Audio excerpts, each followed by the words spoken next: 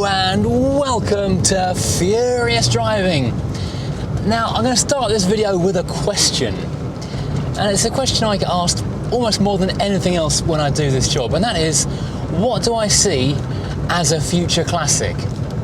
And some things are pretty obvious. Virtually any high-end expensive car, Ferrari for example, it doesn't matter how good or bad it is in the pantheon of Ferraris, it's got an automatic get out of jail free card. It'll go straight into being a classic car, whether you like it or not. It's when you get down to the ordinary, the nitty gritty, that's when it's kind of hard to define what's going to be a remembered classic, something people are going to look back on fondly, either because everyone's mum had one and they grew up with it, or because it was a genuine, exciting piece of new design, new engineering, pushed things forward in a way that cars hadn't done in a while. And that's why I pretty much always come back to this. When anyone else says to me, what's a future classic for 20 years time from now, I always say the original Ford Ka. Although sometimes I say the Ford Ka or Car, because honestly, Ford themselves have never really pinned this down. Their own press office have said it all three ways. Now the car we're driving today is perhaps not the best example or representation of the breed, because it started out being a really low-cost, entry-level, nail-to-the-bone kind of an idea. Basic motoring done extremely well. By the time we got to this one, which is coming towards the end of the production run, it was actually quite luxurious. We've got air conditioning, we've got power mirrors, all that kind of stuff. We've got a CD player.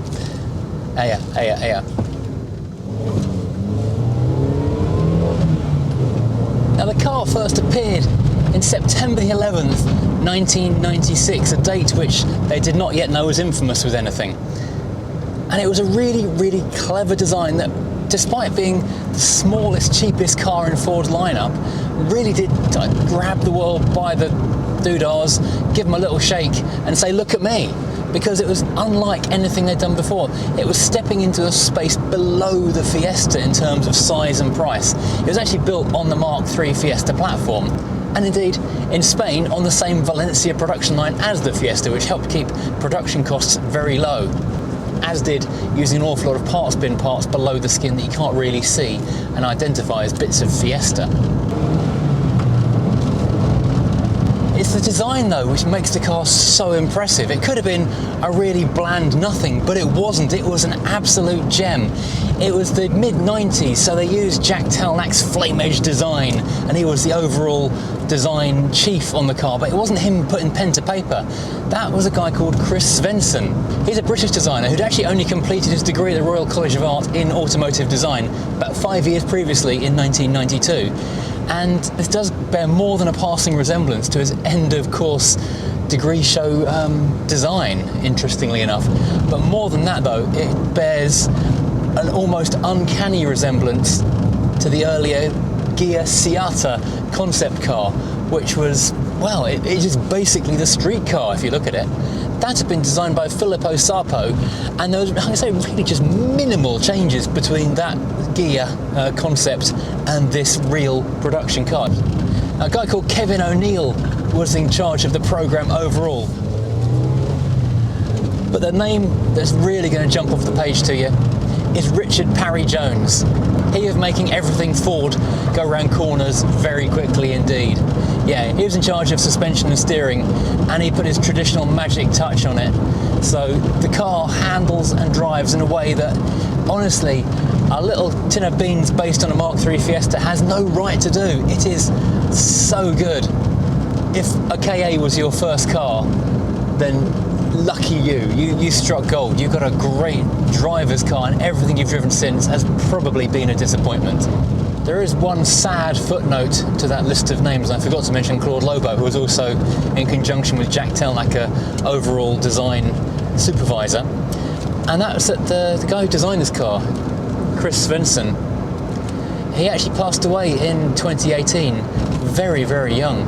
He'd worked all around the world for Ford, Australia, Asia, and wound up in Detroit working for Ford America. And his last big project was the GT, and he actually took delivery of his own personal Ford GT in, I think, April 2018, about 2 or 3 months before, sadly, he died of cancer.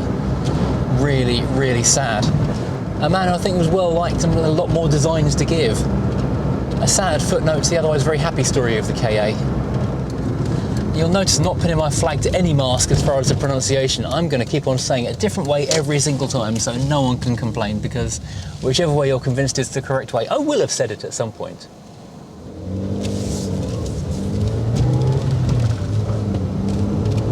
Now, when the car first came out, it was really just a basic car, KA car.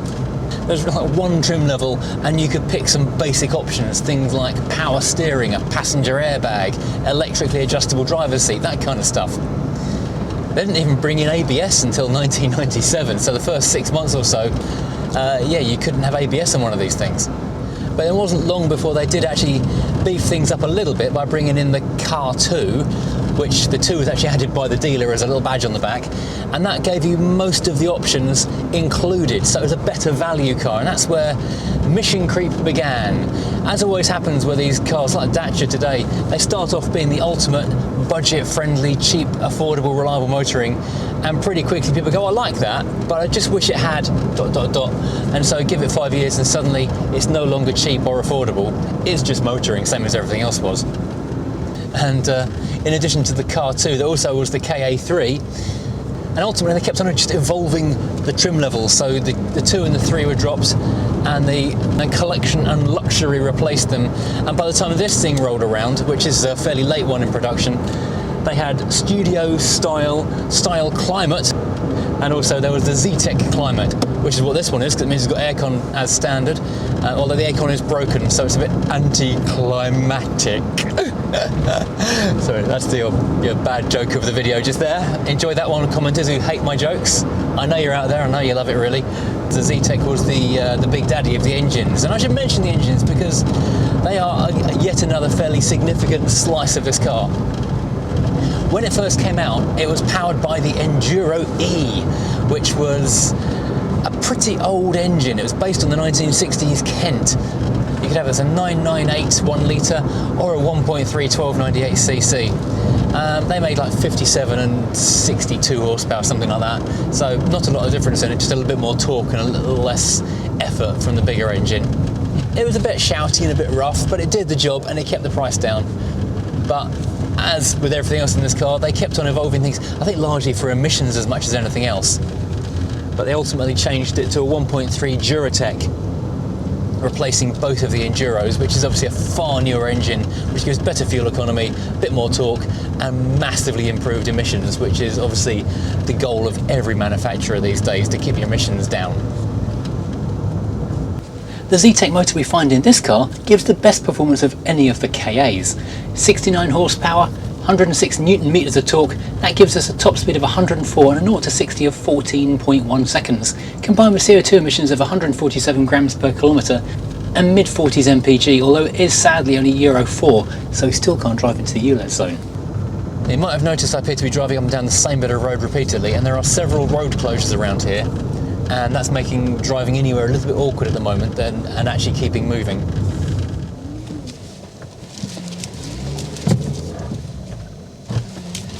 Fabulous thing about the KA, it is so tiny you can do a 3-point turn or 5-point turn in the tiniest little road imaginable. I want to talk some more about the design of this car because that I find absolutely fascinating. If you look at the early examples of these, they came with big, all-encompassing black plastic moulded bumpers that were the wheel arches as well as the bumper. So the idea was, it's a city car, it's going to get knocks and bumps. If you do a bit of Parisian style parking or brush a bollard, it's not going to matter because your wheel arch and your bumper, they're just going to shrug it off. It's black plastic, you're not even going to see it. They used some pretty clever plastic with UV stabilisers so they wouldn't go fadey and nasty. The trouble was, customers being customers, they started wanting colour-coded bumpers. So after about 2 years, they had to offer that as an option, but in order to make that happen, they actually had to change the plastic formulation so that it would accept paint. The UV stable black plastic, the paint won't stick to it. Let's have a quick look around the interior for you, because this is also as interesting as the outside of it. There's so many brilliant touches in here. The interior is a festival of new edge goodness. It is so sharp and creasy, but yet curvy and 90s round. It's amazing. Let's start with the door. So first of all, we've got a circle and a lozenge intersecting to create this door card shape. It's like a weird figure of 8 kind of deal, all just kind of heavy, tweedy material. We have got electric front windows. The rear ones are poppy out type openers. This particular car has got electric mirrors with the very famous Ford part spin wing mirror adjuster thing there. Everything else around here is in a sort of circular lozenge. The oval loudspeaker grille, we've got the oval shaped door pull. It's plastic, but it's a heavy, well-made plastic. And we've got the oval, got a semicircular half moon, if you like, door pocket. We've even got cup/bottle holders moulded into the edge, so if you want to shove a bottle in there, it'll stay upright. They were thinking of everything when they put this car together. The seats, very, very heavy, hard-wearing tweed, the kind of stuff that if you wear it with your shirt off, it'll give you, blisters from the roughness. But it is multi-way adjustable, not electric on this particular car, I hasten to add. Climbing aboard, we've still got the original car floor mats from the main dealer, which is cool. And it is so many fun shapes in here. This dashboard area here is fascinating. We have got one continuous swooping curve that goes all the way around the top of the dashboard, little nodule out for the air vent just there, heading down here into this lower curve back here and swinging back in on itself. It's almost like, if you're going to be artistic here, a Fibonacci curve, which is the golden ratio of beauty. In any so-called perfect picture, you'll always find this particular curve which starts wide, circles in on itself and loops in down here. And as I say, they call it the golden ratio. It's just one of those things that's out there, and this dashboard is it, interestingly. But in the pendulous part at the bottom, we've got an ashtray and 12-volt lighter appearing as if from nowhere. We've got a nice, simple heat and ventilation controls, which is the kind of stuff I love. I would have this over a touchscreen any day of the week, with extra buttons under for aircon, recirculating, rear screen heater, and rear fogs. No front fogs in this car.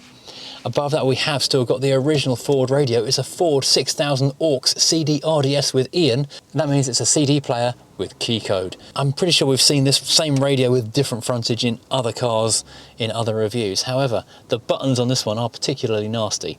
We've got the car logo here in this little kind of odd lozenge down here on the left, but then we've got these fiddly, horrible buttons.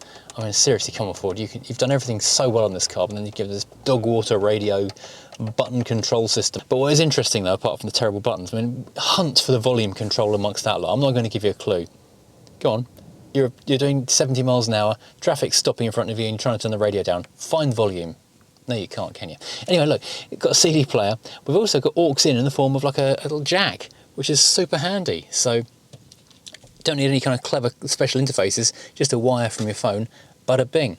Above that, we've got our pair of air vents, which are the eyeballs, which are turn off that way, turn on that way. They're quite a nice, simple design. Everything in this car is simple, so it won't break. That's just so solid. Feel how solid that is. It's very solid. And there's two more of them either side of the dashboard, with extra little top ones to defrost the side windows, because people always forget to do that.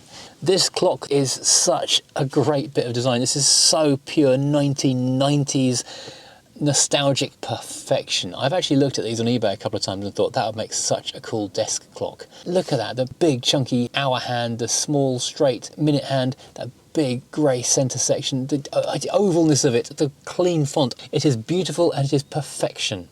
Everything about this car is so carefully crafted in a way that they really didn't need to for such a basic cheap car. In front of the driver, on this particular model, we've got speedo and we've got rev counter and we've got fuel gauge, plus a little thingy in the middle for mileage and so forth. This is a white back sporty one because, you know, sporty and stuff. And over on the left-hand side, we've got this little cutout area here for just putting the odds and sods. You'll notice you can buy amazing stickers that work perfectly on your phone from the furiousdriving.co.uk store. Underneath that, though, we've also got an actual glove box. It's not big, but it's there. That is cool. Up above, we've got sun visors, obviously. We've got a light, obviously, which looks like it wouldn't be out of place in a Mark II Escort. It's probably the same item. And we've got a little sunglasses net. So that's quite fun. You can put stuff up there for safekeeping. And in the back, We have got seats, obviously, but it is really only a 4-seater, and they're kind of moulded in such a way to make it not really possible to put a third person in the middle. They'd be really cramped if they were, and there are only 2 seat belts. Now, while we haven't got actual cup holders in the front of the car, we have, though, got some curious little things in the back. Moulded into the actual floor of the car, we've got a little recess for putting things just here, got a little recess for putting stuff just there in the centre of the rear bench. In addition to that, we've got a proper full-size cup holder in the middle in the back, which I was surprised to see, and little bottle holders moulded into the side of the floor as well, so that's really curious. And here in the back, in the armrest, we've got a little cubby area, like a big storage area. It actually goes down a really long way. God, it's huge. Blimey, it's massive. But that is only on the driver's side here in a right-hand drive car. I'll give a quick mention to the boot, because you'd think a car this small is going to have no space whatsoever in the back. Turns out that underneath this little stubby parcel shelf, there's actually quite a decent load space area. It's even got split 50-50 folding rear seats, so you can turn it into something quite practical. In fact, so practical that British Telecom, the national communications company, actually had a fleet of these panelled out as vans by Ford. That was the only commercial option you could get. But they had it anyway. Right, driving the thing again. I'll give you a few driving impressions, and I can give you a 3-letter review. It's fun. Okay, that's 5 letters. But it is just so good. Everything is perfectly weighted. The car itself is perfectly balanced as well. So you can hurl it into a corner, and you feel like it's going to stick way better than a car like this should do. It's an absolute rally car. It's great. The driving experience really is one of those absolutely sublime moments where everything just goes right. If you drive a Mk1 Focus, it's this kind of thing. With its longer chassis and a bit more money spent on the rear suspension, the Focus is a little bit better, but this is just so much fun. The pedals are really very, very light indeed. I climbed out the Alpha 159 today with its beefy, heavy-duty pedals, and it was like driving a mayfly. It is so light underfoot. The gearbox is such a perfect direct snick from gear to gear. The ratios are well spaced for this engine. This is the Z-Tech one. And the steering has got just perfect weight, and you've got this lovely padded leather steering wheel. You just want to drive it. You just want to push it into a corner a little bit quicker each time, just to see where the limit is. And under general road driving conditions, normal driving conditions, you're probably not going to find it. It's so good. Now, all that good stuff going into this rather good chassis and attractive looking car, it went really well for Ford. It was a top seller in its class for years. They could not put a foot wrong. Even the Fiat 500 only started to make a dent in it. They did try selling it around the world in other countries. Across Europe, massive hit. Australia didn't do well at all, apparently because there's no automatic gearbox option of all things. Only available with a 5-speed manual, and it is a really good 5-speed manual, I've got to say. I was slightly disappointed to learn that, because I thought Australians had a bit more backbone, a bit more about them to be sucking up to the ways of the automatic slush box. I know this country's going the same way, and I'm deeply disappointed by that as well. This is a magnificent 5-speed, and if you turn this car away because you don't want to drive a manual, I think the problem's more with you than the car, because this is a brilliant gearbox and just part of what makes it such a fun package. I've said before, and I'll say it again, you cannot have a fun car with an automatic gearbox. I stand by that. That is a hill I will die on. This is my objection to EVs. It's not that I object to the loss of petrol or diesel. I just don't think they're very fun without a proper gearbox in them.